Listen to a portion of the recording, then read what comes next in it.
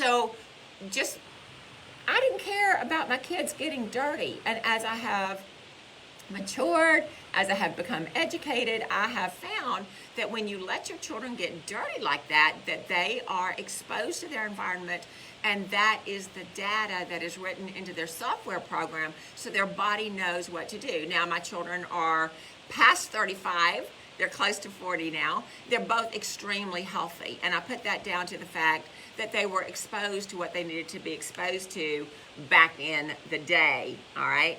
It says, our bodies are covered inside and out with microorganisms.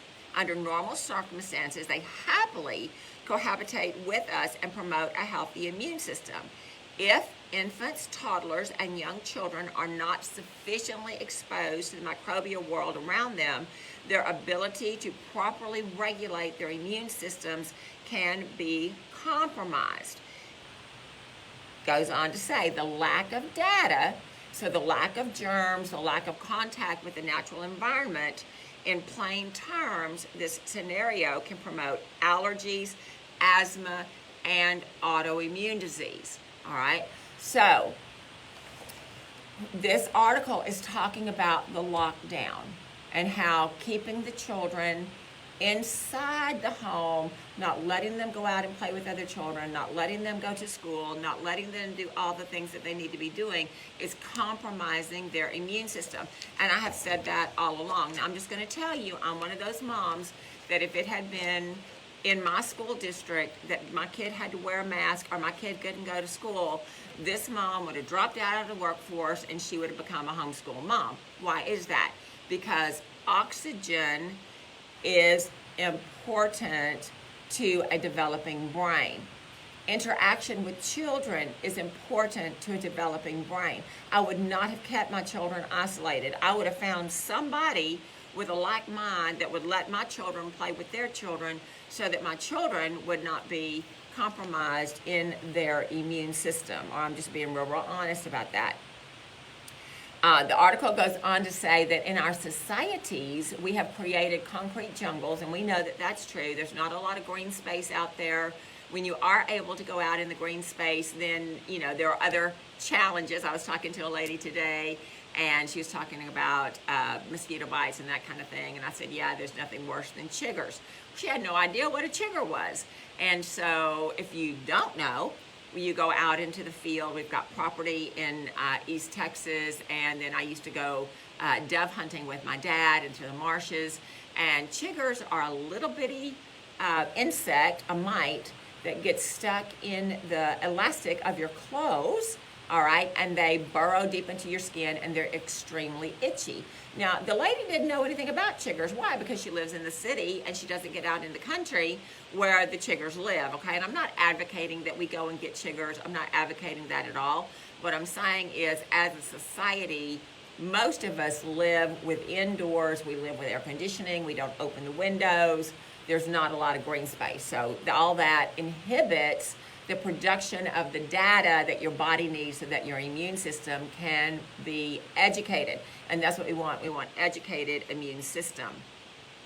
So also the article says that the overdose of antibiotics, all right, exacerbates the problem by non-discriminately eliminating the good and the bad microbes. So we've said this before. You may have heard me say this on our Facebook page or on our YouTube video, but when you're born, when you're vaginally born, that's the way you're supposed to be born, all right? As the baby comes out of the birth canal, the baby gets probiotics from the mom. When the baby is breastfed, the baby gets probiotics from the mom. You're supposed to have 80% good bacteria, 20% bad bacteria. If ever you've had any antibiotics at all of your bacteria is suppressed. It kills the good bacteria, it kills the bad bacteria. If you are in a crisis situation where you need antibiotics, and we're so thankful that we've got antibiotics, all right? But you're getting antibiotics when you're eating your meat that is not organic, you're eating you're drinking your milk and your dairy products that are not organic, not organically grown. The reason for that is because they inoculate the beef or the chickens or whatever with antibiotics and hormones. Antibiotics to keep them disease-free, and hormones to grow them faster so they're able to get to market faster so the farmer can get the money faster. Okay, so if we as consumers are eating that, we're getting antibiotics. Those antibiotics are going into our system and they're depressing the good bacteria. So I like to say it this way. If you have an aquarium, and most of us have seen an aquarium, the aquarium gets algae on it, especially if it's close to a window. How do you get the algae off? Well, if you're smart, you'll buy an algae eater and you will put that in the tank and it'll go around the glass and get off all the algae. But you could just as easily put a cup of bleach in the water. However, if you put a cup of bleach in the water, not only would you kill the algae, but you would also kill the good fish that's in there, right? So that's why we don't do that. That's what happens when you take an antibiotic. You kill the bad bacteria and the good bacteria.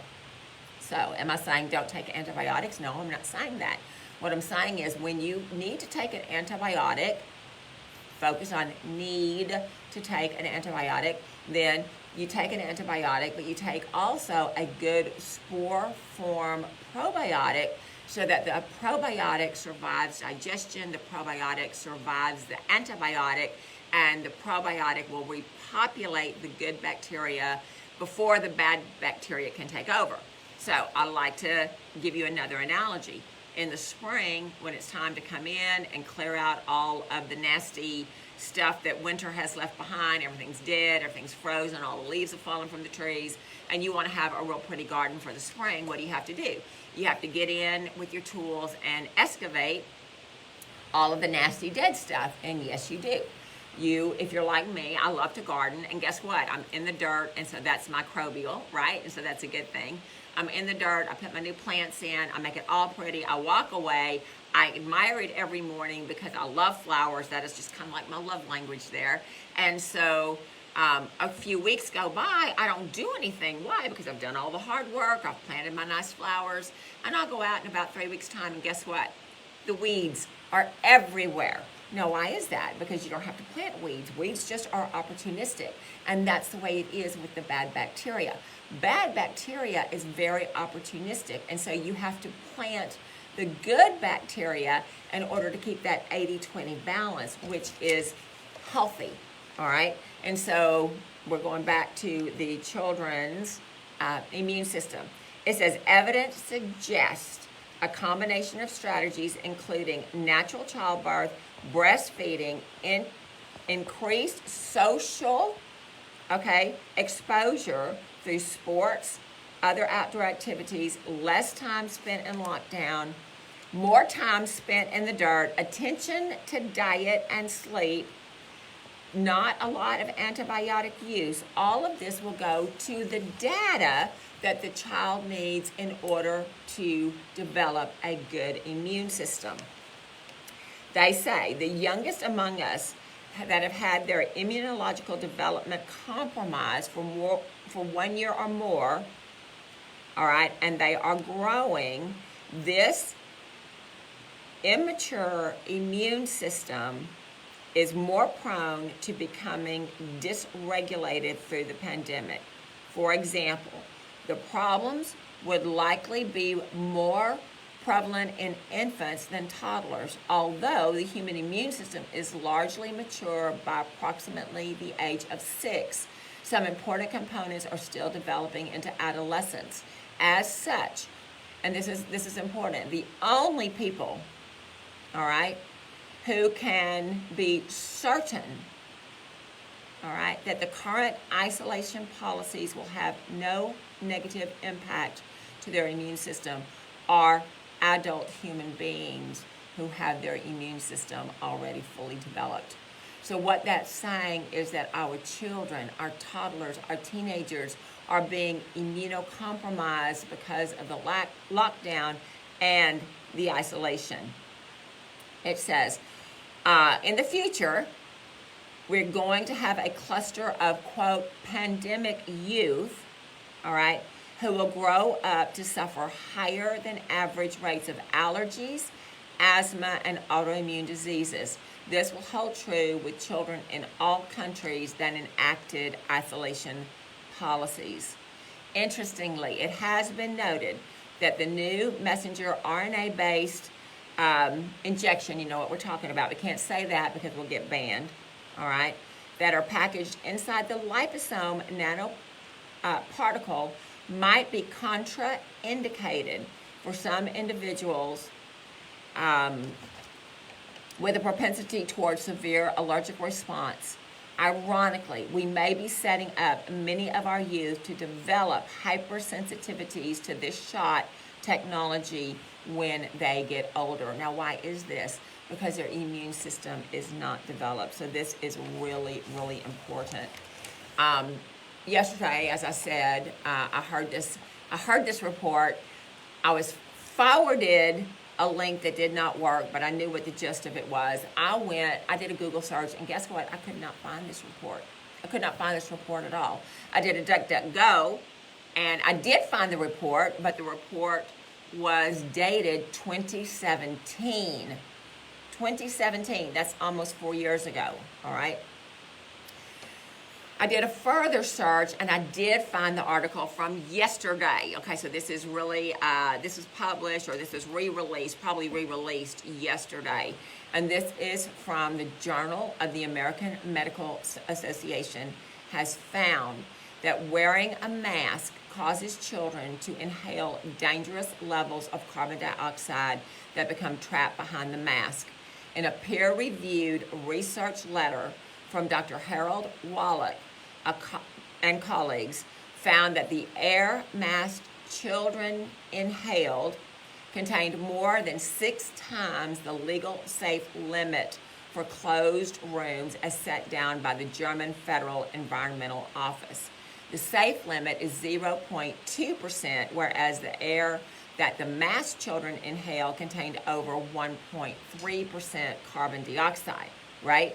We are not supposed to be breathing carbon dioxide. We are supposed to be breathing oxygen.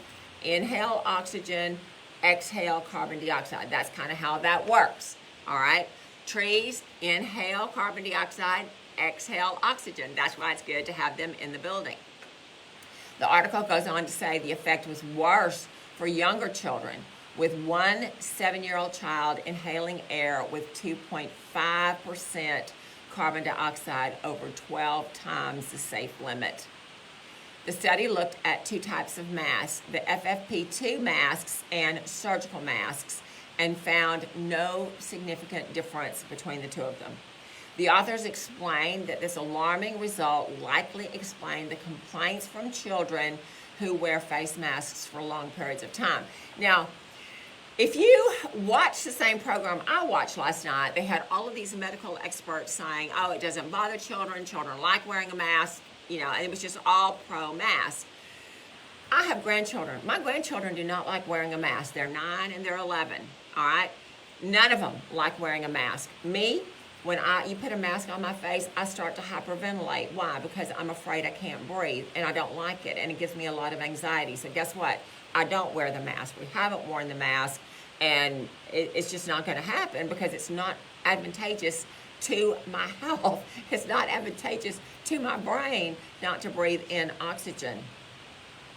So the authors explained that the alarming result likely explains, okay, the mask, we said that. Most of the complaints reported by children can be understood as a consequence of elevated carbon dioxide levels in inhaled air.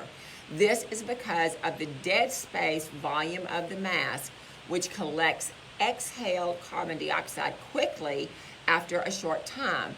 This carbon dioxide mixes with the fresh air and elevates the carbon dioxide content of the inhaled air under the mask. And this is much more pronounced in this study for younger children. Now, not only is the mask trapping the carbon dioxide, but it's also trapping whatever you are expelling, whatever you are exhaling. So go back to the design of the body. We breathe in the air, the oxygen, and I know there's more than oxygen in the air. There's nitrogen, there's all kinds of things in the air. There's hydrogen, there's all kinds of stuff. You breathe all that in, there's stuff that comes in. There's bacteria, there's dust, there's whatever. Inside your lungs, little bitty villi, okay?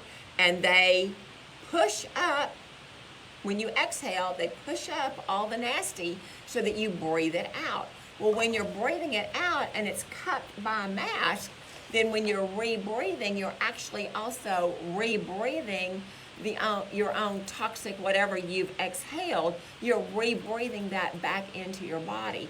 Now, this has been talked about before. All of the high-tech watchdogs have taken it off, saying it's fake news and it's whatever it is. I can't remember exactly what the comment is, but it's a false report, and so they're censoring all that information. You just have to use your common sense, people.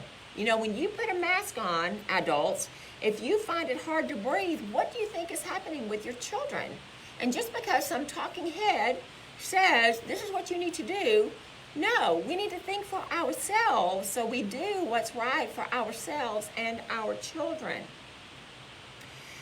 The article goes on to say this leads in turn to impairments attributable to hypercapernia, which a recent review concluded there was ample evidence for adverse effects of wearing such a mask. Now that hypercapernia, I think that's too much carbon dioxide in your respiratory system. I think that's what that means.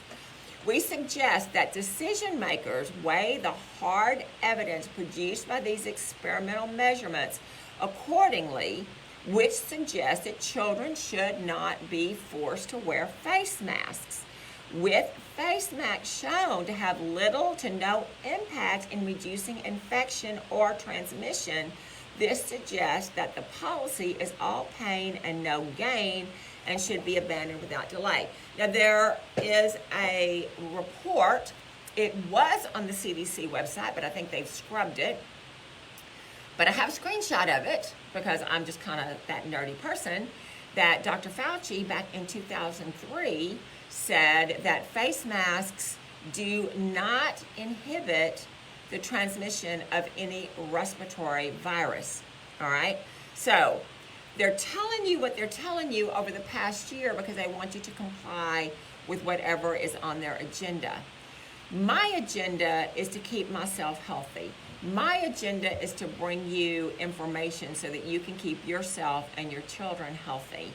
I understand not only is this report, which, as I said, was released yesterday, and I've got the links here. There's also a report that was forwarded to me. I have not looked at it, but it was an Israeli report. Just haven't had time to look at it today. But I will put that in the comments too so that you guys can make your own decision. It's all about education. Why is that? Because knowledge is power.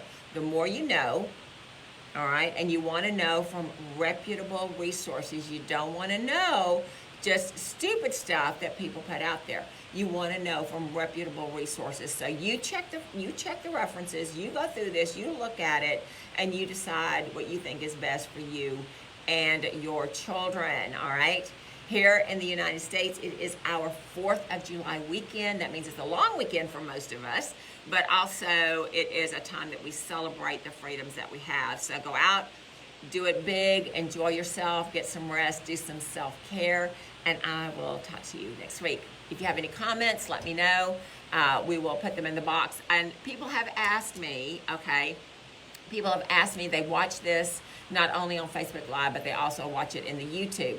Sometimes the comments don't get transferred to YouTube. So where I say I'm going to put them in the references in the comments, we're going to try and do better to get that to our YouTube channel so that you guys don't have to work so hard for these references. Again, celebrate your freedom, and I will see you next week. Bye-bye.